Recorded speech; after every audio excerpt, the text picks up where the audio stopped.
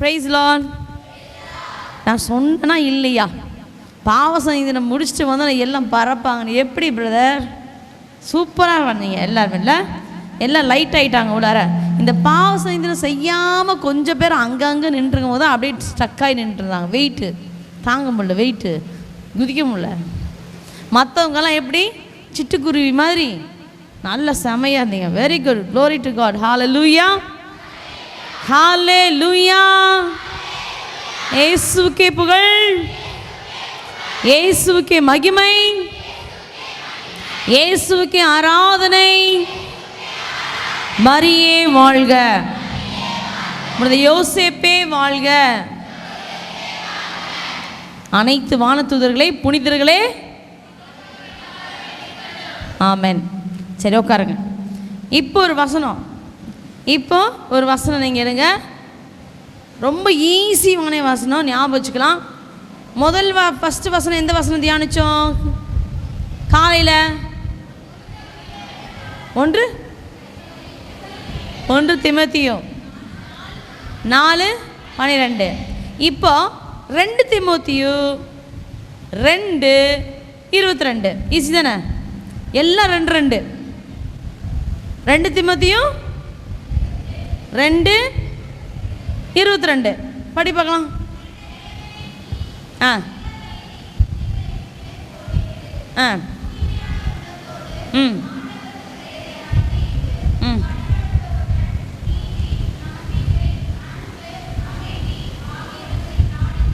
Wonderful. திருப்பி ஒரு தடவை. ஃபஸ்ட்டு காலையில் நீங்கள் எதிரெல்லாம் நீங்கள் சாட்சியாக இருக்குன்னு சொன்னீங்க. 5 காரியம் என்னென்னது? பேச்சு, நடத்தை, அன்பு, நம்பிக்கை, தூய்மை. இப்போ என்ன சொல்கிறாங்க? எத்தனை பாயிண்ட் பார்க்கலாம், சொல்லுங்க படி. நீதி, நம்பிக்கை, அன்பு, அமைதி. இது 4 என்ன சொல்லுவாங்கன்னு சொல்லுங்க பார்க்கலாம். 4 எங்கேயாவது கேள்விப்பட்டிருக்கீங்களா? கேட்டிகிசம்ல தூயாவின் கொடைகள். ஓகே, இன்னொன்று கார்டினல் வர்ச்சுஸ் அப்படின்னு சொல்லுவாங்க. என்ன சொல்லுது? நீதி, நம்பிக்கை, அன்பு, அமைதி.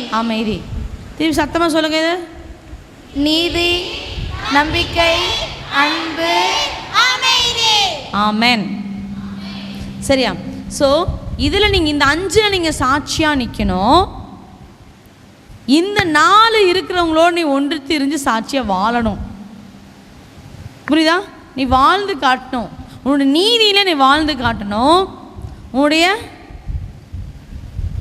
அடுத்தது என்னது? உன் நம்பிக்கையில் நீ வாழ்ந்து காட்டணும். என்ன நம்பிக்கை? 3 விதமான நம்பிக்கை. என்ன நம்பிக்கை? 1 ஃபஸ்ட் அண்ட் ஃபார்மஸ்ட் இறை நம்பிக்கை, ஆண்டவர் மீது வைத்திருக்கிற நம்பிக்கை. அருமையாக பிரதர் ஒரு பாட்டு பாடினார். என்ன சொன்னார்? என்ன வந்தால் கேள்வி கேட்க மாட்டேன்னு. நீங்களும் புரியல நீங்களே. என்ன வரும்? தோல்வி. அதுக்கு இன்னும் ஒரு வார்த்தை சோதனை. பிரதர் பாடும்போது என்ன சொன்னாங்க? பரீட்சை, வாழ்க்கை பரீட்சை. நீ எழுதுகிற எக்ஸாம் இல்லை. அப்போது அந்த சோதனையின் காலத்தில், உன்னுடைய வேதனையின் காலத்தில் நம்ம என்ன கேட்க மாட்டோம்?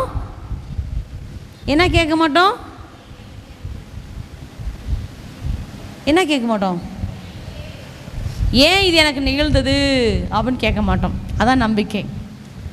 எந்த அளவுக்கு நீ இருக்கு அப்படின்னா, இறை நம்பிக்கை எந்த அளவுக்கு இருக்கணும் அப்படின்னா, யோபுவை போல. யோபு மாதிரி யாராவது கஷ்டப்பட்டுருக்காங்களா? நிச்சயமாக இல்லை, எனக்கு தெரிஞ்சு இல்லை. யோபுடைய காலம் எல்லாம் ஒவ்வொன்றா படிப்படியாக இழந்துட்டு போனார். முதல்ல வராரு, பையன் இறந்துட்டான்றாங்க. திடீர்னு பார்த்தா அவனுடைய மாடு எரிஞ்சிருச்சு, வீடு எரிஞ்சு போச்சு, வயல் காணோம். எல்லாம் ஒன்றுன்னா அப்படியே உடஞ்சி போய் கடைசியில் யோபுக்கே வந்துருச்சு. என்ன வந்துருச்சு? கையெல்லாம் புண்ணு, உடல் நோய் வந்தது, தாக்கியது. சொந்த மனைவி விட்டு போகிறா. எல்லாருமே சொல்கிறாங்க, இப்போவாது அந்த ஆண்டவரை நீ என்ன கேள்வி கேட்குறியா? இப்போவாவது விட்டுட்டு வரியா? ஆனால் யோபு சொன்ன ஒரு வார்த்தை என்னது? யார் கரெக்டாக சொல்கிறான்னு பார்க்கலாம். ஏன் அதுக்கு முன்னாடி ஏன் தோற்க மாட்டேன்?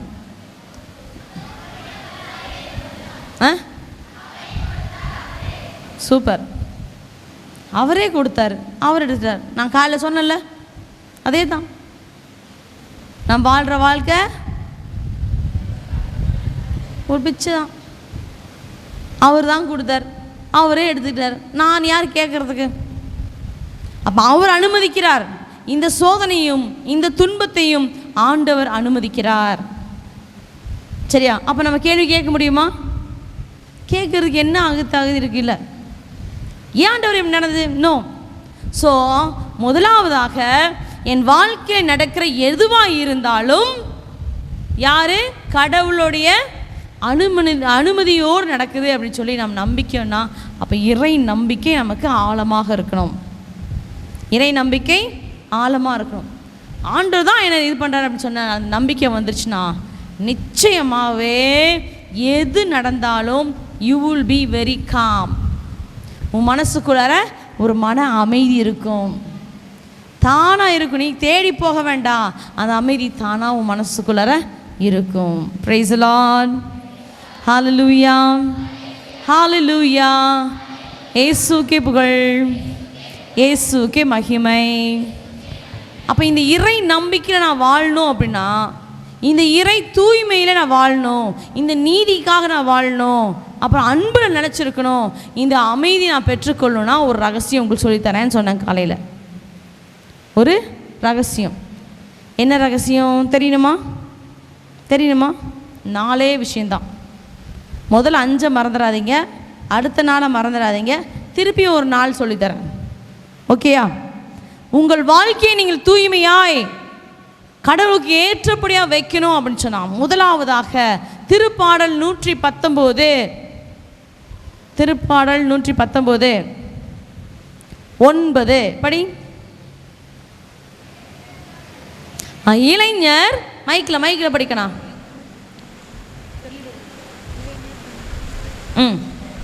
இளைஞர் தம் நடத்தையை மாசற்றதாய் காத்துக்கொள்வது எவ்வாறு? வாக்கை கடைபிடிப்பதால் அன்றோ? ஆமென். எப்படி எப்படி நீங்க காத்துக்கொள்ள மாசற்றதாய்? இளைஞர் எப்படி தன் வாழ்க்கையை மாசற்றதாய் காத்துக்கொள்ள முடியும்? எப்படி? உமது வார்த்தையை கடைபிடி. இப்போ வார்த்தையை கடைபிடிக்கணும். அப்புறம் வார்த்தையை என்ன பண்ணணும்? வாசிக்கணும், படிக்கணும், தெரிந்திருக்கணும். இறை வார்த்தை என்ன சொல்கிறது நமக்கு தெரிஞ்சால் தானே அதை கடைபிடிக்க முடியும். அப்போ இறை வார்த்தை, அன்பு பிள்ளைகளை, டெய்லி ஒரு நாளுக்கு ஒரு அதிகாரம் எப்படி ஒரு படித்தேன்னு வச்சுக்க, உங்ககிட்ட சாத்தான் நெருங்க மாட்டான். சோதிக்கிறனே யோசிச்சு பார்ப்பான். A chapter a day keeps the Satan away. சொல்லு. Keeps the Satan away. ஒரு நாளுக்கு ஒரு அதிகாரம் சாத்தான் என்ன செய்யும்? வெளியே நிற்க வச்சிடும், துரத்திடும். சரியா? உன்னை சோதிக்கிறதுக்கு அவன் யோசிப்பான். இவ்வளையா அப்போ யோசிக்கிறா இந்த பிள்ளைய. உங்களுக்கு ஒன்று தெரியுமா? தெரியல, ஒரு எதிரி ஞாபகம் வருது. ஒரு மந்திரவாதி, சரியா, ஒரு மந்திரவாதி ஒரு பொண்ணை, அந்த பொண்ணு பேர் எலிசபெத். சரியா? ஒரு பிறவினத்த சகோதர பையன் வந்து இந்த எலிசபெத்து மேலே ஒரு கண்ணு, இவளை எப்படினாலும் அடையணும் அப்படின்னு சொல்லி எலிசபெத்து மேலே கண்ணாவே இருந்தான். ஆனால் அந்த எலிசபெத் வந்து ஆண்டவருக்கு உகந்த பிள்ளையாக பயபக்தியோடு எப்பொழுதும் ஆலயத்தில் ஜெபிக்கிற பிள்ளையும் இறை வார்த்தையை படிக்கிற பிள்ளையும் தனி ஜெபங்களை செய்கிற பிள்ளையாக ரொம்ப ஃபெய்த்ஃபுல் டு காட். அப்போ அந்த பிள்ளைய என்ன செஞ்சால், இவன் என்ன செஞ்சா, இதெல்லாம் கடவுளுக்கு உகந்ததில்லை, இந்த லவ் காதலிக்கிறதெல்லாம் கடவுளுக்கு உகந்தது இல்லை அப்படின்னு சொல்லி அவன் நேர்மையாக வாழ்ந்துட்டு வந்தார். அம்மா அப்பாவுக்கு கீழ்ப்படி வாழ்ந்துட்டார். ஒரு நாள் என்ன ஆச்சுன்னா, இந்த பையன் ஒரு மந்திரவாதிகிட்ட போய் சொல்கிறான், என்னன்னு, எனக்கு அந்த அந்த எலிசபெத் புள்ள எனக்கு வேணும், அவன் என்னை திரும்பி கூட பார்க்க மாட்டேன், அவளை தான் எனக்கு வேணும், அவள் தான் அடையணும் அப்படின்னு. சரியா? இது உண்மை நிகழ்வு, கட்டுக்கதையில் உண்மை. அப்போ என்ன பண்ணாங்க அந்த மந்திரவாதியும், அவர் சொல்கிறாரு, அவள் போட்டிருந்த ட்ரெஸ்ஸோ அவள் யூஸ் பண்ண ஏதாவது ஒரு பொருளோ நீ எடுத்துகிட்டு வா அப்படின்னு சொன்னாங்களாம். இவன் எப்படியோ ட்ரை பண்ணி ஏதோ அந்த கர்ச்சீஃபோ என்னமோ தூக்கிட்டு வந்துட்டான். கொண்டு வந்து அந்த மந்திரவாதி கையில் கொடுத்தாச்சு. இப்போ அந்த மந்திரவாதி வச்சு அந்த மந்திரம் போட்டு செய்கிறானாமா. பூசை போட போட அவனுக்கு வந்து ஒன்றுமே பண்ண முடியல. இவன் ஏதாவது போட்டானா வேற ஏதோ ஒரு பவர் வந்து அப்படி தடுக்குதான். ஆனால் அவருக்கு எந்த பவருன்னு தெரியல. சரியா? எலிசபெத் அங்கே ஜெபிக்கிறான். அந்த எலிசபெத்துக்கு ஒன்றுமே தெரியாது. இந்த மாதிரி ஒரு பையன் இருக்கிறான், இந்த மாதிரி ஒரு பையன் பின்னாடி வரான், அவன் இந்த மாதிரி மந்திரம் செய்கிறான், ஒன்றுமே தெரியாது. எலிசபெத்துக்கு ஒன்றுமே தெரியாது. ஆனால் அவன் என்ன செய்கிறான், முழங்கால் போயிட்டு அங்கே ஜெபிக்கிறான். அப்போது ஒரு நாள் இந்த பையன் போன மந்திரவாதிட்டு எவ்வளோ பணம் செலவு பண்ணிட்டான், காசு நிறைய அள்ளி கொடுத்துட்டான். கொடுத்துட்டு கேட்குறான், அவன் கேட்குறான், எவ்வளோ பணம் கொடுத்துட்ட ஐயா, இன்னுமே அந்த பிள்ளை நீ பார்க்கறது இல்லையே, நீ சும்மா ஏமாத்துற அப்படின்னு சொல்கிறாங்க. அப்போ அந்த மந்திரவாதி சொல்கிறாரு, நான் எத்தனையோ பேருக்கு என்னென்னமோ செஞ்சுருக்கிறேன், எவ்வளோ தீங்கு செஞ்சுருக்கிறேன், ஆனால் இந்த பிள்ளைய மட்டும் அசைக்கவே முடியறதில்ல. இவளுக்காக நான் ஏதாவது செஞ்சேன்னா என்னை திருப்பி அடிக்குது அப்படின்னாரு. திருப்பி ஏதாவது ஒன்று வருதுன்னு. அவளுக்குள்ளார ஏதோ ஒரு பவர் இருக்குது. அந்த எலிசபெத்ன்ற பிள்ளைக்குள்ளார கண்ணே கவனம், குட்டி சாத்தான் வந்து உன்ட்ட சொல்கிறான் கேட்காதன்னு, ஜாக்கிரதை, என்ன இருக்குது, திருப்பி அடிக்குதுன்னு சொன்னாலாம். அப்போ இவங்க வந்து சரி இந்த ஒரு தடவை கடைசியாக நான் ட்ரை பண்ணுறேன், நீ போன்னு. என்னாச்சு தெரியுமா, அவள் திருப்பி ஏதோ செய்யும் போது அந்த நெருப்புக்குள்ளாக, நெருப்பு அந்த இது போடுற நெருப்புக்குள்ளார வந்து இயேசுடைய ரூபம் தெரிஞ்சான். ஆண்டோடைய ரூபம், இயேசுடைய. இது யார் இந்த இவர் அப்படின்னு கண்டுபிடிக்கணுன்றதுக்காக இவரும் எல்லா இடத்தையும் தேடி பார்த்து எல்லாம் பார்த்து கடைசியில் இயேசுன்னு கண்டுபிடிச்சார். இதன் மூலமாக அந்த மந்திரவாதி இயேசுவுக்காக மாறிட்டார். இந்த சாட்சி யூடியூப்பில் இருக்குது. சரியா? அந்த மந்திரவாதி என்ன செஞ்சார், இயேசுவுக்காக மாறிட்டார். இந்த பையனை சொன்னார், நீ எலிசபெத்தை நீ தொடாத, ஏன்னா அவள் சாதாரணவளா இல்லை, அவளை விலை கொடுத்து வாங்கியிருக்கிறார் இயேசு. Price the Lord, price the Lord. இப்படி நம்மளை பார்த்து யாராவது சொல்ல முடியுமா? சொல்ல முடியுமா? முடியும். நீயும் நானும் இறை வார்த்தையை படிக்க ஆரம்பிச்சிட்டோம்னா, ஆண்டவருடைய பிள்ளையாக நம்ம பயபக்தியோடு வாழ ஆரம்பிச்சிட்டோன்னா, எந்த தீங்கும் உன் வாழ்நாள் முழுவதும் உனக்கு எதிராக நிற்க முடியாது. அப்போ ஒரு நாளைக்கு டெய்லி என்ன செய்யணும், ஒரே ஒரு அதிகாரம் பைபிளை படிங்க. கண்ணுங்களா, இறை வார்த்தை உயிர் உள்ளது. உயிர் உள்ளதா? உயிர் உள்ளதா? சரி, எப்படி உயிர் உள்ளது நீங்கள் சொல்லுங்கள் பார்க்கலாம். எப்படி உயிர் உள்ளது? எபிரேயருக்கு எழுதினோம் 4:12 இப்படி சொல்ல வலிக்கிறேன். என்னது? ஆண்டவருடைய வார்த்தை உயிர் உள்ளது, ஆற்றல் மிகுந்தது, இரு பக்கம் கருக்கு வாய்ந்த, எந்த வாளினும் கூர்மையானதுன்னு சொல்கிறோம். சரி, நீங்கள் சொல்லுங்கள் உயிர் உள்ளது எப்படி சொல்லுங்கள். எப்படி உயிர் உள்ளதுன்னு உங்களுக்கு தெரியும்? பெரியவங்க கூட சொல்லலாம். உங்களுக்கு எப்படி உயிர் உள்ளது அது தெரியும்? இந்த மைக்குக்கு உயிர் இருக்கா? இந்த மைக்குக்கு உயிர் இருக்கா? அட தெரியலையா பாப்பா? இந்த மைக்கு உயிர் இருக்கா? திரும்பி இந்த பக்கம் என்னையே பார். இது உயிர் இருக்கா? இல்லை. இந்த ஷாலுக்கு உயிர் இருக்கா? இல்லை. எனக்கு உயிர் இருக்கா? Price the Lord. எப்படி தெரியும்?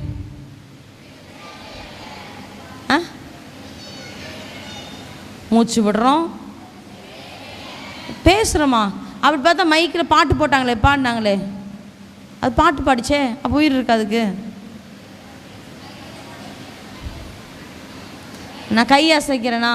இந்த ஃபேன் சுற்றுதே, பாடுறேன், பார்க்குறேண்ணா, இப்போ ரோபோலாம் வருது பார்க்குது அப்படின்னு சுவாசிக்கிறேனா? ஓகே. அப்போ உயிர் உள்ளது என்னது? சுவாசிக்கணும், நீங்கள் சொன்ன மாதிரி நான் நடக்கணும், ஏதாவது ஒரு மோஷன், ஏதாவது ஒரு ஆற்றலோடு செயல்படும், அப்படி தானே? அப்போ உயிர் உள்ள வார்த்தை, ஆண்டவருடைய வார்த்தை உயிர் உள்ளதுன்னா எப்படி அது செயல்படுது? வார்த்தையை போய் சொல்லிட்டாங்களோ பைபிளில், தெரியாமல் எழுதிட்டாங்களோ? இல்லை. அப்போ சொல்லுங்க பார்க்கலாம், நீங்கள் எதாவது அனுபவிச்சிருக்கீங்களா இறை வார்த்தை உயிர் உள்ளதுன்னு? அனுபவிக்கலையா? அப்போ நான் சொல்கிறேன், நான் சொல்லட்டுமா? ஓகே. ஒரு தடவை கவுன்சிலிங்காக ஒருத்தர் வந்திருந்தாங்க. இது ஏற்கனவே அங்கே பங்கில் சொல்லியிருக்கிறேன் பெரியவங்களுக்கு. கவுன்சிலிங்காக ஒரு தம்பதியர் வந்தாங்க. சரியா, அவங்க கல்யாணம் ஆகி 9 வருஷம் ஆச்சு. அப்போது கவுன்சிலிங்காக இங்கே முட்டி போடுறாங்க. முட்டி ஃபஸ்ட்டு வந்தோடனே பிளெஸ்ஸிங் வாங்குறாங்க. அந்த அம்மா மேலே கை வச்ச உடனே ஆண்டவர் ஸ்லேட்டில் எழுதுன மாதிரி எனக்கு ஒரு இறை வார்த்தை எழுதி கொடுக்குறார். என்ன இறை வார்த்தைனா, எசாயா 66:9. எசாயா 66:9 எடுங்க.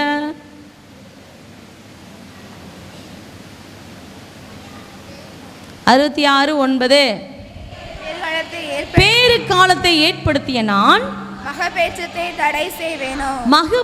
தடை செய்வேனா என்கிறார் ஆண்டவர். மகப்பேற்றுக்கே காரணமான நான் கருப்பையை அடைத்து விடுவேனா என்கிறார் உங்கள் கடவுள். இப்போ இந்த வசனத்தை படித்த உடனே அந்த பொண்ணு தேம்பி அழுகிறா. என்னன்னு தெரில, வசனத்தை சொன்னாலே எல்லாரும் அழுகிறாங்க. என்கிட்ட வந்தா கேட்டேன், ஏமா அழுகிற, என்ன ஆச்சு அப்படின்னு. உடனே அந்த பொண்ணு அப்போ தான் சொல்கிறான், சிஸ்டர் இதுதான் காரணம். 9 வருஷம் கல்யாணம் ஆகி இன்னும் எங்களுக்கு என்ன இல்லை, குழந்தை பாக்கியம் இல்லை. அவங்க 2 பேர்த்துக்குள்ள என்னன்னா ஒரு முடிவுக்கு இந்த பொண்ணு என்ன சொல்கிறாலாம், நான் சொல்கிறேன் 9 வருஷம் ஆச்சு கல்யாணம் ஆகி குழந்தை இல்லை, அதனால் நீங்கள் வேறு கல்யாணம் பண்ணிக்கங்க, உங்களுக்கு வேறு கல்யாணம் பண்ணிக்கங்க. நான் அவர் அன்பில் தான் சொல்கிறேன் சிஸ்டர், நான் என் வாழ்க்கையை நான் பார்த்துக்கிறேன், நீங்கள் என்னை பற்றி கவலைப்படாதீங்கன்னு நான் சொல்கிறேன், அவர் வேறு அவர் அப்படின்னு. அப்போ அவர் உடனே ஜம்பிங், சிஸ்டர் இதுதான் சிஸ்டர் பிரச்சனை இவள்கிட்ட, நான் என்னைக்காவது ஒரு நாளாவது இவள்கிட்ட கேட்டேனா, ஊர் உலகத்தில் சொந்தக்காரங்க எல்லாமே கேட்குறாங்க, குழந்தைய பற்றி கேட்குறாங்க, ஆனால் நான் ஒரு நாள் கூட நம்ம அதை பற்றி பேசவே இல்லை. நான் சொன்னது என்னன்னா, நீ எனக்கு குழந்தை, நான் உனக்கு குழந்தை. ஆண்டவர் எப்போ குழந்தையை கொடுக்குறேன்னு சொல்கிறாரோ அப்போ நமக்கு ஆசீர்வாதமாக குழந்தையை கொடுப்பார்னு நான் சொல்லியிருக்கிறேன். ஆனால் இவ என்ன சொல்கிறா, என்னை விட்டு போகணுன்னே ஆசைப்படுறா சிஸ்டர்னு. அப்போ அவள் திருப்பி அழுகிறாங்க, இல்லை சிஸ்டர் எனக்கு அவர் ரொம்ப பிடிக்கும், அவரை விட்டு நான் வாழ முடியாது தான், ஆனால் இந்த குழந்தை பாக்கியம் வேணும், அவங்க வீட்டில் அவங்க குடும்பத்துக்கு ஒரு தலைமுறை வேணும் அப்படின்றதுக்காக தான் நான் சொல்கிறேன். சரிவா விட்டுடு, ஏசப்பா கடவுளாண்டவர் உனக்கு ஒரு இறை வார்த்தை இப்போ கொடுத்துட்டாரு, இந்த இறை வார்த்தை உயிர் உள்ளது, நீ நம்புறியா அப்படின்னு. நம்புகிறேன்னு சொன்னாங்க. அப்போ நான் சொன்னேன், ஒன்றும் இல்லை, டிவோர்ஸ்க்காக எழுதுறதுக்காக வந்தாங்க. 2 பேரும் டிவோர்ஸ் வாங்கலாம், அதை பற்றி பேசலாம் கவுன்சிலிங்க்கு முன்னாடின்னு சொல்லி அதுக்காக வந்தவங்க. நான் சொன்னேன், இன்னிலிருந்து காலையில் டெய்லி 2 பேரும் வயிற்று மேலே கையை வச்சு இந்த இறை வார்த்தை ஏசாயா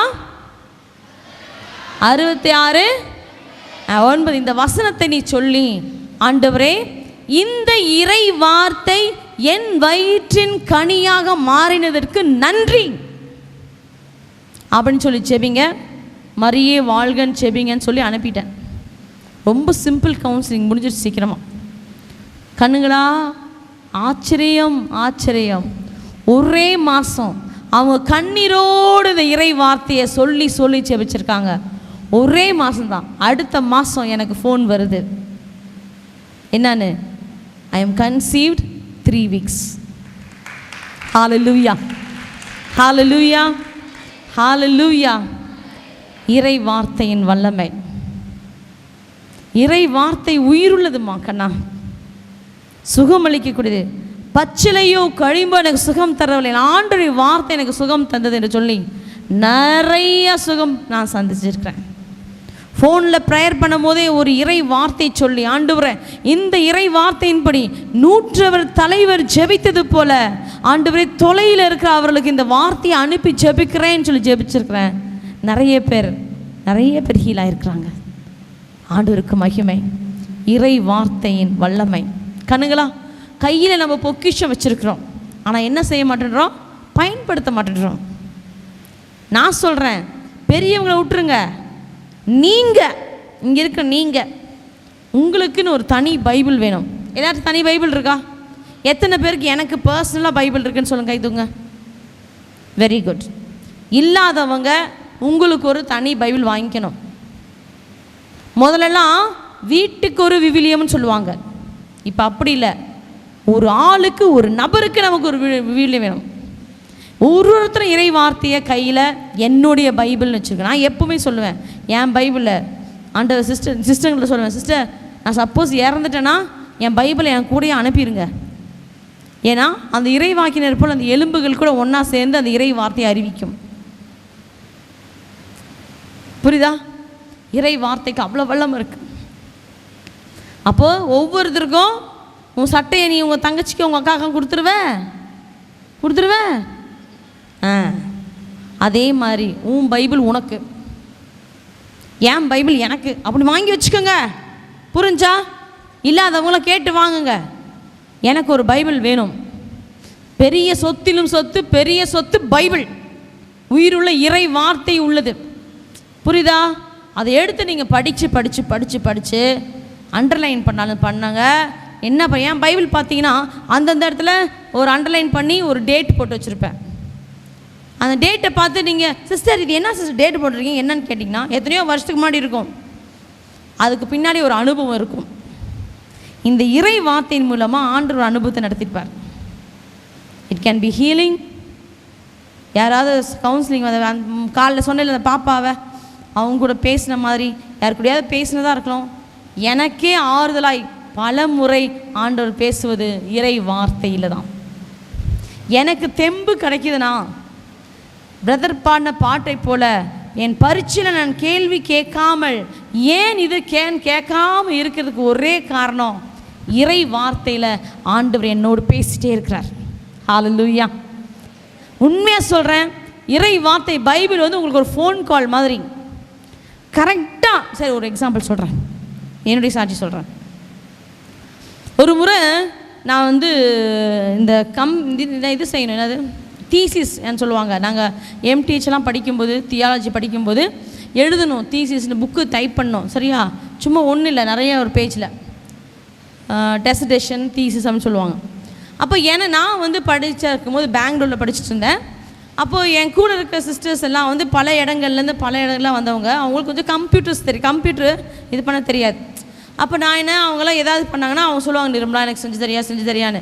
ஸோ நான் என்ன பண்ணுறது, மற்றவங்களுக்கெல்லாம் டைப் அடித்து கொடுத்துட்டு என்னோடதே சேர்த்து வச்சுக்கிட்டே இருந்தேன். சரி, நம்ம என்னது அப்புறமா செஞ்சுக்கலாம், பாவம் அவங்க கேட்டாங்களேன்னு. சரியா? சமூக சேவை இல்லை, நோன்னு சொல்ல என்னால் மனசு வரல.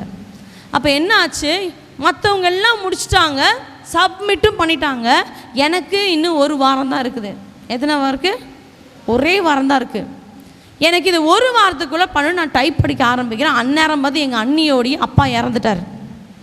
அப்போ ஊருக்கு வரணுமா, ஒரு நாள் வந்துடுது, அடுத்த நாள் எல்லாம் அடக்கம் முடிச்சுட்டு போனான்னு போனால் அடுத்த நாள் பந்து போச்சா, 3 நாள்.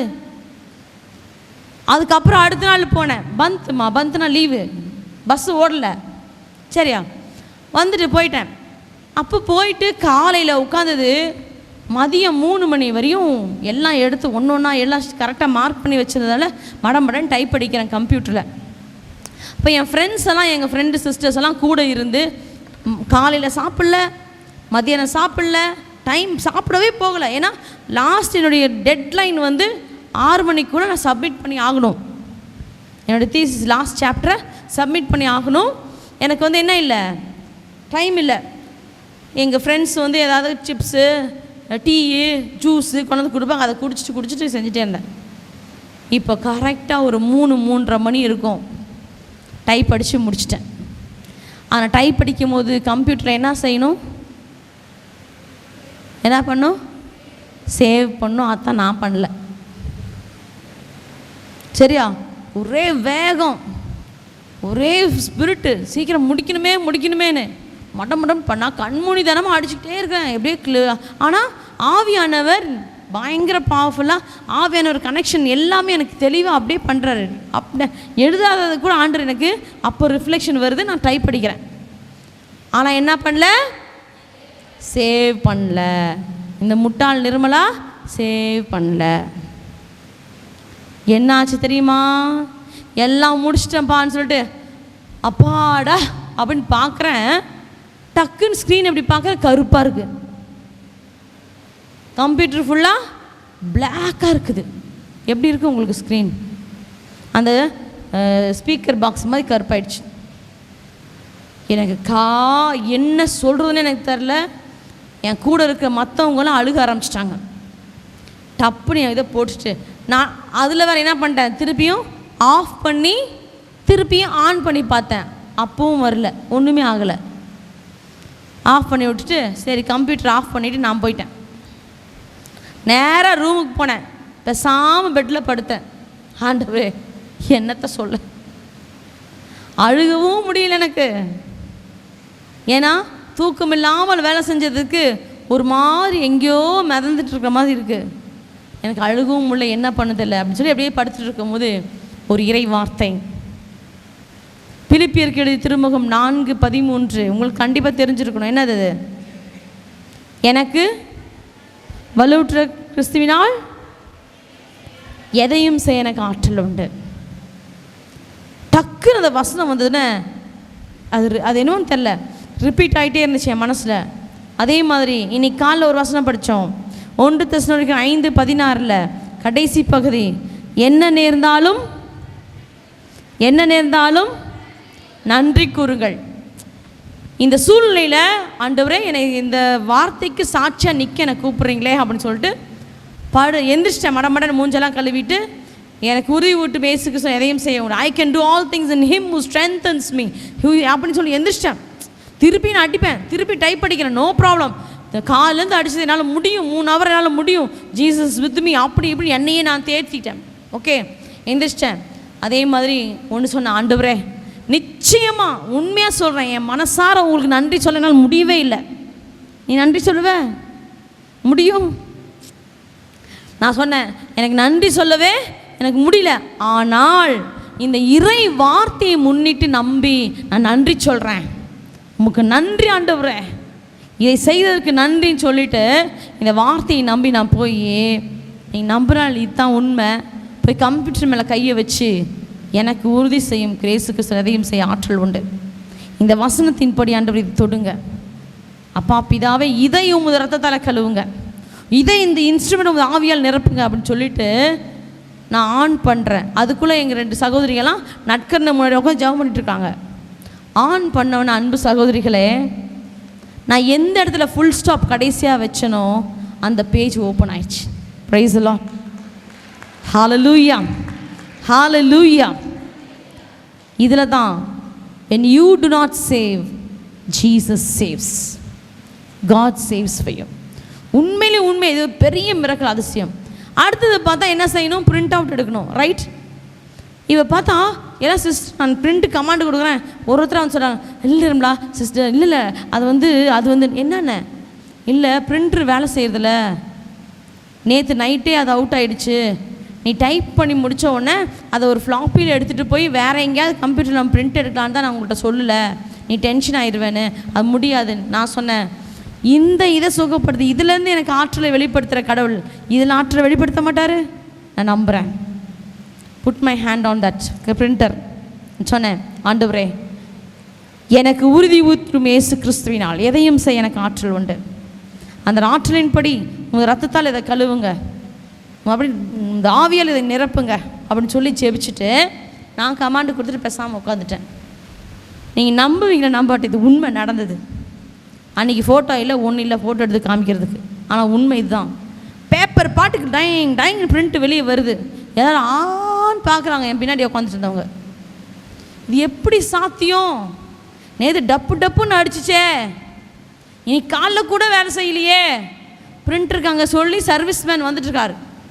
கரெக்டாக கடைசி பேஜ் வெளியே வந்த உடனே பிரிண்டர் படக்குன்னு அடிச்சு ஸ்டாப் ஆகிடுச்சு.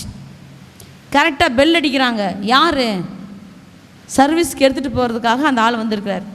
பிரிண்டர் கேட்டிங்களா சர்வீஸ் பண்ணுறதுக்கு கொடுங்கன்னு சொல்லி எடுத்துகிட்டு போயிட்டார். ஹல்லேலூயா, ஹல்லேலூயா. அன்பு பிள்ளைகளே, இறை வார்த்தை உங்கள்கிட்ட இருந்தால் நீங்கள் எதையும் சாதிக்கலாம். அப்போ என்ன, நாளுக்கு ஒரு இறை வார்த்தையா, ஒரு அதிகாரம். புரியுதா?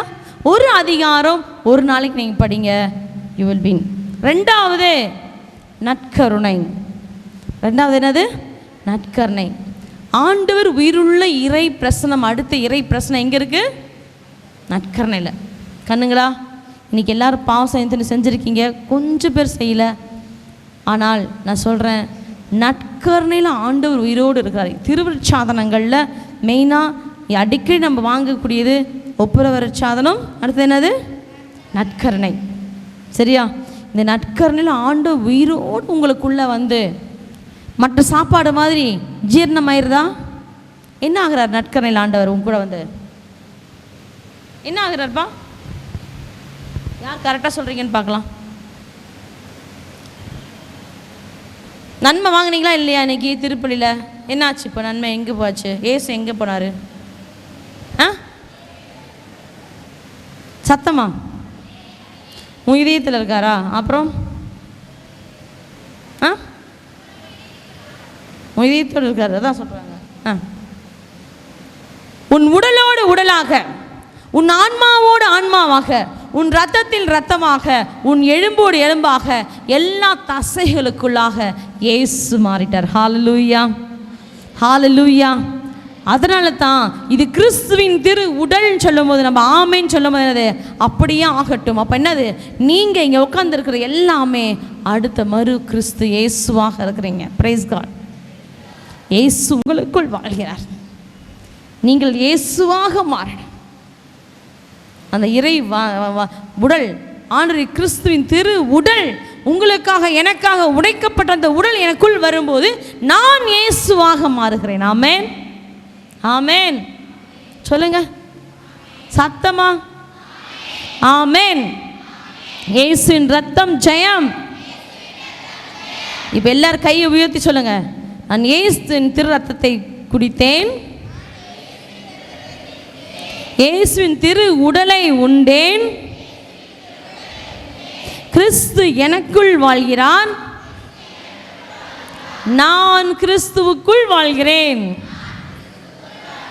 இனி வாழ்வது நான் அல்ல, என்னில் இயேசு வாழ்கிறார். நான் கிறிஸ்துவின் திரு உடல். எந்த தீமைக்கும், பாவத்திற்கும், நோயிற்கும், சாத்தானுக்கும், சோதனைக்கும், சோர்விற்கும் என் மேல் அதிகாரம் இல்லை. ஹல்லேலூயா, ஹல்லேலூயா, ஹல்லேலூயா. அதான் அப்ப நற்கருணையில் ஆண்டவர் உயிரோடு இருக்கார். நற்கருணையில் ஆண்டவர் உயிரோடு இருக்கார். பிரதர் பாட்டு மதியம் காலையில் சொன்னாங்களா? 9வது படிக்கிற ஒரு பெண்ணுடைய நாவலை ஆண்டவர் நற்கருணையில் திரு உடலாக அப்படியே திரு ரத்தத்தோடு வந்தார். இதை எல்லாருமே போன 2 வாரத்துக்கு முன்னாடி பார்த்து அனுபவிச்சு இல்லையா? நானும் இதே போல் ஒரு யூத் தியானம் விழுப்புரத்தில் வச்சுருந்தாங்க. விழுப்புரம் எம்மாவூஸ் ரிட்ரீட் சென்டரில். அந்த சமயத்தில் 5 காயங்கள் வரவங்களுடைய சகோதரி விமலா அவர்கள் வந்திருந்தாங்க. நாங்கள் கடைசி நாள் நம்ம ஆயர் ஆர்ச் பிஷப் இங்கே ஃப்ரான்சிஸ் கலிஸ்ட் இவங்க பிஷப் பாண்டிச்சேரியிலேருந்து அவர் தான் வந்து திருப்பலி ஆற்றினார். அது முடிச்சுட்டு நன்மை கொடுத்துட்டே இருந்தாங்க. நன்மை வாங்கி நான் பேசாமல் வந்து அமைதியாக ஜெபிச்சுட்டு இருந்தேன். திடீர்னு பார்த்தா என்னை தாண்டி ஒருத்தர் தடுக்கி விழுந்துட்டு ஓடுறாங்க. கண்ணை திறந்து பார்க்குறேன், எல்லாரும் கும்பலாக சுற்றி நிற்கிறாங்க. என்ன நடக்குதுன்னு பார்த்து மெதுவாக எந்திரிச்சு போய் பார்த்தா அந்த விமலா சிஸ்டருடைய நாக்கில் ஆண்டுடைய சரீரம் அந்த நன்மை அப்படியே சதையாக துடிக்குது. ரத்தத்தோடு அப்படியே படிச்சு துடிக்குது. அவங்களால முழுங்கவும் முடியல, வெளியில் இழுக்கவும் முடியல. அவங்க சொன்னாங்க அது அப்படியே என்ன சூடாக ஒரு மாதிரி அந்த ஒரு சதை வாயில் இருக்கும், சூடாக இருக்குது. என்னால் முழுங்கவே முடியல, ரத்தமும் முழுங்க முடியல, சதையும் முழுங்க முடியல. ரொம்ப நேரம் அப்படியே இருந்தாங்க. இதை நாங்கள் பார்த்தோம், இது என் கண்ணால் பார்த்தது. அன்றைக்கி வந்த வாலிப தியானத்தில் வந்த எல்லா இளைஞர்களும் அதை பார்த்தார்கள். ஒவ்வொருத்தராக பார்த்தாங்க, எல்லாருமே பார்த்தாங்க. இதே ஆண்டவர் தான், இதே உயிருள்ளவர் தான் உங்களுக்குள்ளாரைய உங்கள் நாவலையும் வருவார் டெய்லி. நம்ம பார்க்குறதில்ல, நான் அனுபவிக்கிறதில்ல, ஆனால் it is true, the same flesh. இதே ஆண்டவர் தான் உங்களுக்குள்ளே இன்றைக்கி வந்திருக்கிறார். கண்ணுங்களா, உங்களுக்குள்ளே இயேசு இருக்கிறார். சொல்லுங்கள், நம்பிக்கையோடு சொல்லுங்க, அந்த இயேசு எனக்குள்ள இருக்கிறார். எனக்கு பயமே இல்லை, இனிமே எனக்கு சோர்வு இல்லை, நான் தோல்வியை கண்டு பயப்பட மாட்டேன், பாவத்தை கண்டு விட மாட்டேன், எழுந்து நிற்பேன். நான் இயேசுவின் பிள்ளை, எனக்கு பயமே இல்லை. நல்லா சொல்லுங்க, நான் இயேசுவின் பிள்ளை, பயமே இல்லை, என்னை யாரும் வீழ்த்த முடியாது, நான் இயேசுவுக்கு சொந்தம், இயேசுவின் அன்பினால் நிறைக்கப்படுவேன், அவருடைய இரக்கத்தை நிரம்ப அனுபவிக்கிறேன். நன்றி இயேசுவே, நன்றி இயேசுவே. சரி, இது ரெண்டாவது இறை நற்கருணை. மூன்றாவதாக நம்மை நல்வழிப்படுத்தி நம்மை தூய்மையாக காத்துக்கொள்வது எது அப்படின்னு சொன்னால், ஒப்புரவு சாதனம். கண்டிப்பாக நம்ம அடிக்கடி போகணும். புனிதர்கள் கூட வாரத்திற்குள்ள ஒரு நாள் விட்டு ஒரு நாள் கூட பாவம் செஞ்சதுக்கு போவாங்களாம். நீதிமானே ஒரு நாளைக்கு எத்தனை முறை பாவத்தில் விழுந்துருவான்? எத்தனை முறை விழுவாங்க? 7 முறை. நம்ம நீதிமானா? ஆன் த வே. சரியா? அப்போது நம் திருப்பலி பாவ சங்கீதனம் செய்யும்போது, இதில் பாவ சங்கீதத்துக்கு கூட நான் ஒரு சின்ன ஒரு அனுபவத்தை சொல்கிறேன். அந்த இடத்துல ஒப்புரவு சாதனத்தில் அங்கே அமர்ந்து கேட்பது ஒரு குருவானவர் அல்ல. யார் உங்களுக்காக காத்திருக்கிறா? இயேசு காத்திருக்கிறார். இயேசு தான் காத்திருப்பார். ஓகே. கடைசியாக நான்காவதாக உங்களை வல்லமையாய் பரிசுத்தத்தில் நடத்தி செல்வது யாரு? யாரு? யாரு? கேட்கல. மாதாமா. மாதாமா, நீ அன்றாடம் ஜெபமாலை எடு.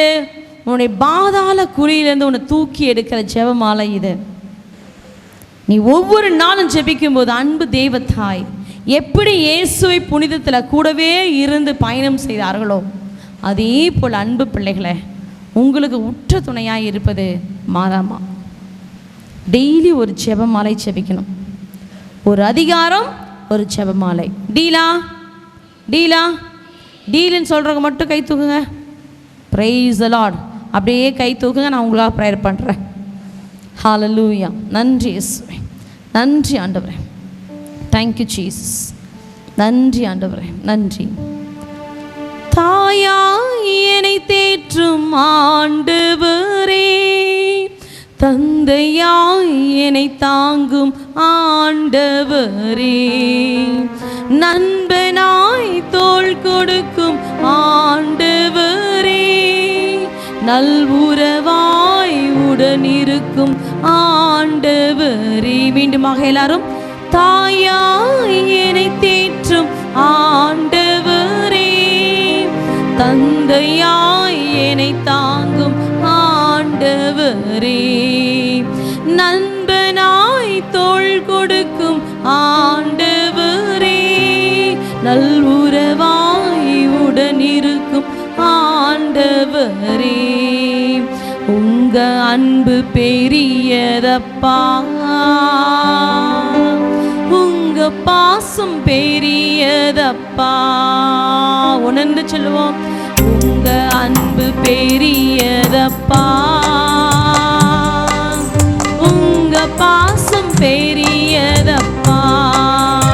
பார்த்து சொல்லுங்க, உங்க அன்பு பெரியதப்பா, உங்க பாசம் பெரியதப்பா.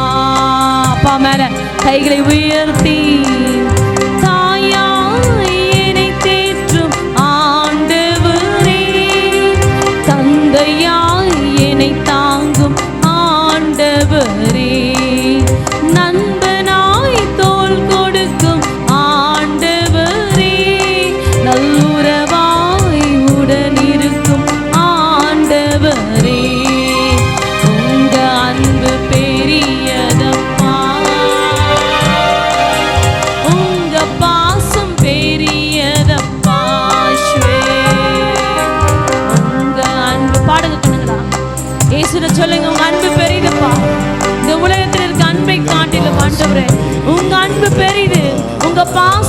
முடியுது ஆண்டவரே.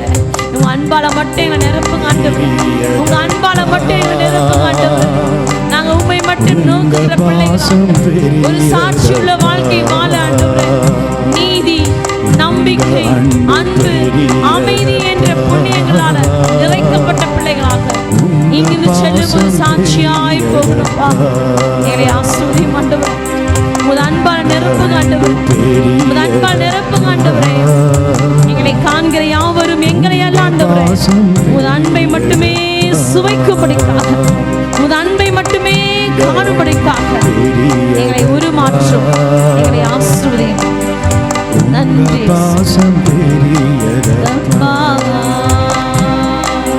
அன்பு தேவதாயே, மாதாமா, இதோ இங்க இருக்கிற அனைத்து பிள்ளைகளையும் உமது கரங்களை தாழ்த்தி ஒப்பு கொடுக்குறேன். மாதாமா, இயேசுவோடு ஒவ்வொரு காலகட்டத்திலையும் பயணம் செஞ்சீங்களே, அதே போல இந்த பிள்ளைகளை கூடவே இருப்பது அவர்களும் அனுபவிக்கும்படியா செய்யுங்க மாதாமா. அவங்க கரங்களை பிடித்து ஆசீர்வதிங்க. உங்களை மாசற்ற இதயத்திற்குள்ளாக இந்த குழந்தைகள் எல்லாரையும் நான் அர்ப்பணித்து ஜெபிக்கிறேன். எங்கள் ஜெபம் கேளும் நல்ல பிதாவே, ஆமென். Praise the Lord Jesus Christ. ஆவே மரியா. யோசேப்பே, பிரதி யோசேப்பே வாழ்க. அனைத்து வானதூதர்களே, புனிதர்களே வாழ்க. தந்தை, மகன், தூய ஆவியின் பெயராலே ஆமென். அருட்சகோதரிக்கு நன்றி. கரங்களை தட்டி எல்லாம் நன்றி சொல்லுவோம். ஹல்லேலூயா.